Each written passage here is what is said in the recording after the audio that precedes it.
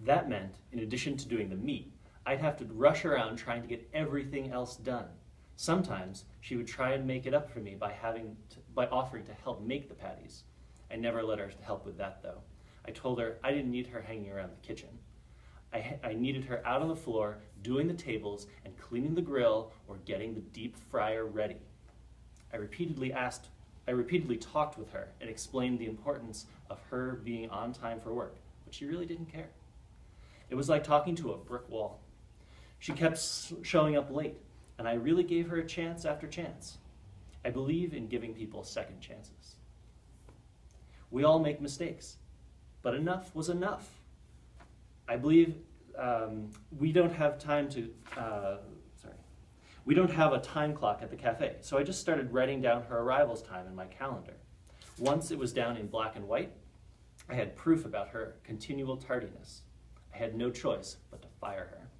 That was on October 29th, 2004. She came back to work on that day, late as usual.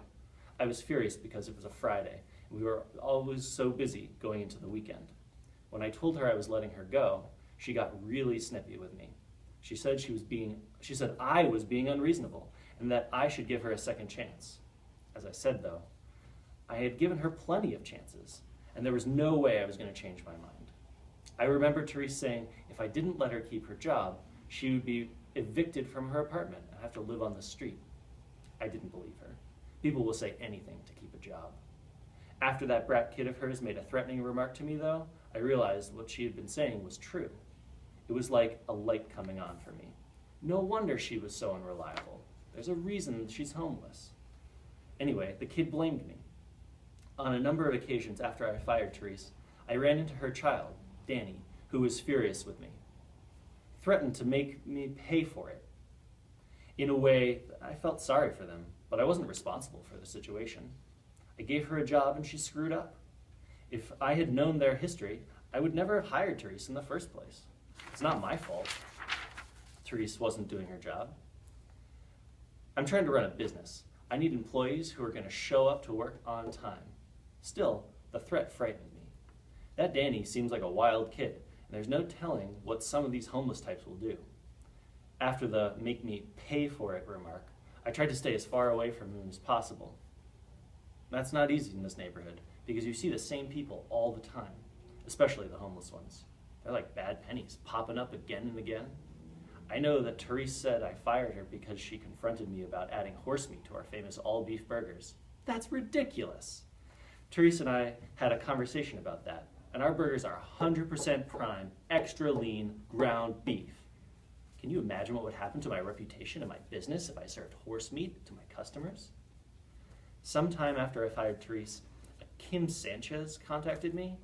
She said she works at the shelter where Therese and Danny stayed for a time. She was calling me to beg to give Therese her job back. I told Kim I would never rehire Therese because she was so unreliable.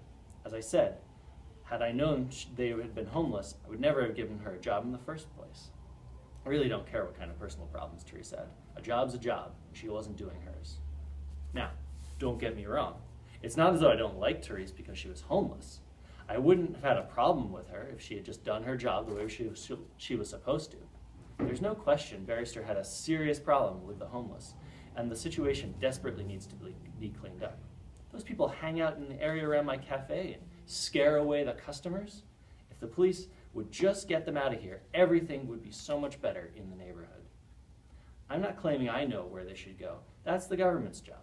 But I do know I don't want them hanging out near my restaurant. Their presence really lowers the property values. A big reason they hang out in the downtown area is that that's where the shelters are. Sometimes I even have trouble renting apartments in the building I own near the cafe because people don't think the neighborhood's safe enough when they see the homeless people on the streets. I don't hate them or anything. I really don't care about them at all. I just wish they'd stay out of the neighborhood where I have to make a living. I started a downtown neighborhood action committee early in 2004, and we've been going to city council meetings and to pressure the city to clean up the problem. But so far, they refuse to do anything. I even started a petition and presented it to the council, but they took no action. And just so you know, I'm not against poor people. Listen to this. I have a low-income tenant named Jean Wade who rents one of my apartments. I work night and day at the Terrible Towel to scrape together enough money to buy them. Admittedly, they're run down, and I'm barely a step ahead of City Hall due to fire code violations. I'm trying to fix them up, and it's taking every spare dime I have. But for the Wades, living in one of them is better than the alternative. They could very well be homeless too, if I hadn't been giving her a break on the rent since she lost her job. I'm not a monster, you know. This is a single parent with several kids. She had a full-time job and has really been trying to do her best since her spouse died. I bet Miss Wade doesn't show up late to work every other day. And, unlike Therese Jameson, Ms. Wade appreciates what I've done for her. She even nominated me for a Community Hero Award. A couple of weeks after I fired her, Therese came back to the cafe before we opened to talk with me. I was sitting at the counter drinking coffee and talking to Sandy Wilbur from Prime Cuts Meat Company. I get all my meat from Prime Cuts. And not just because the owner of the company is a good friend of mine.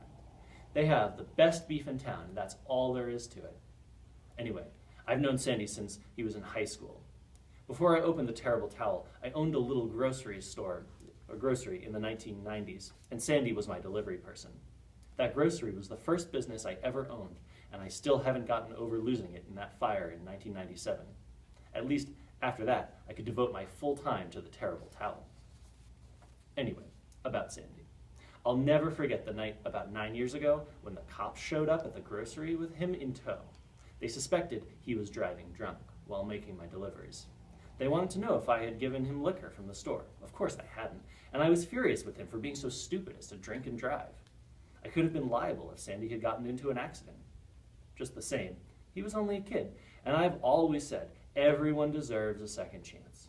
I told the police I would take him home, so they gave him a warning instead of taking him to the juvenile detention center.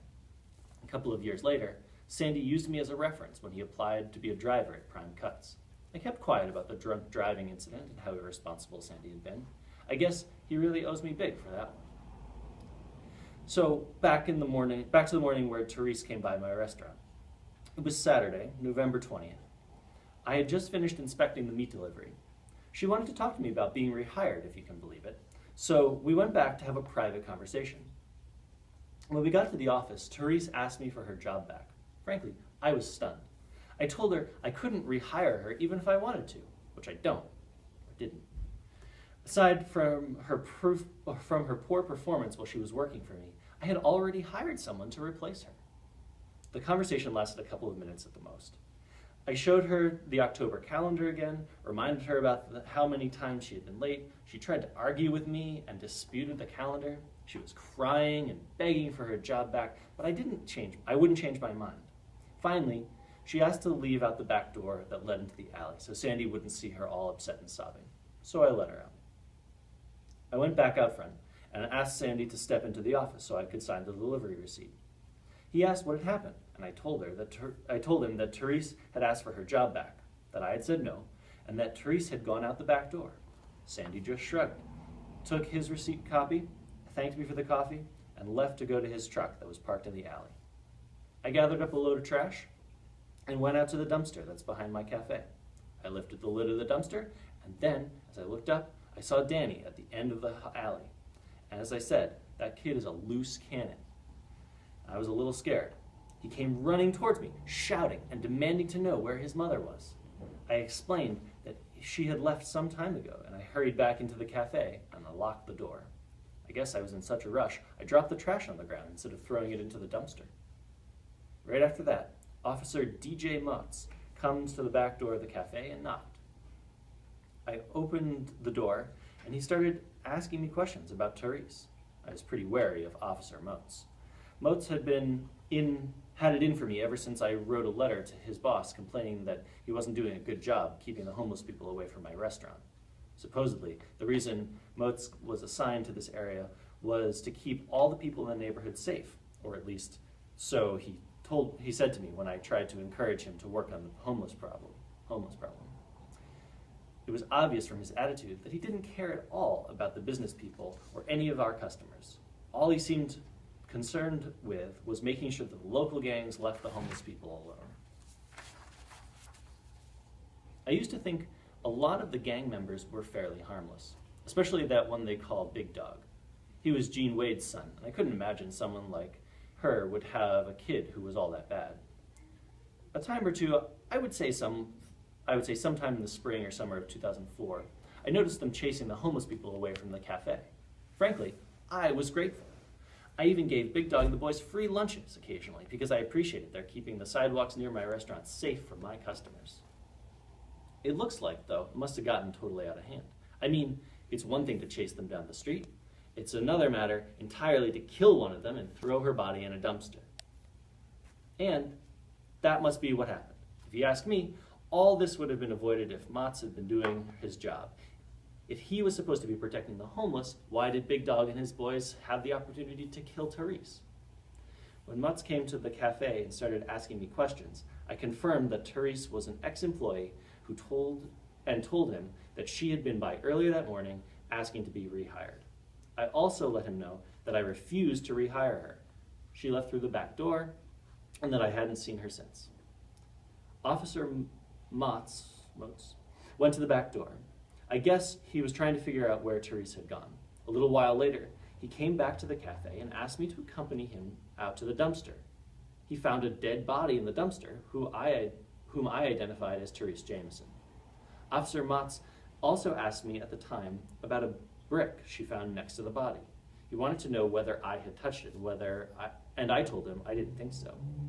Later, I agreed to talk with Motz in early December to clear this up. I waived my rights and all.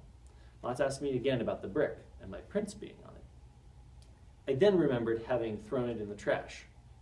The facade of the building was crumbling out back, and sometimes whole bricks just fall off. I threw the bricks in the dumpster every few days.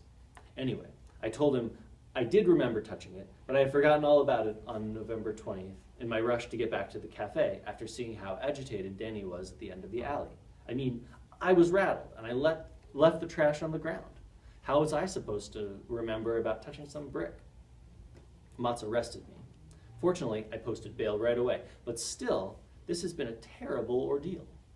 Anyway, I knew Motz was out to get me because I complained to his boss, but I didn't think he'd take it that far.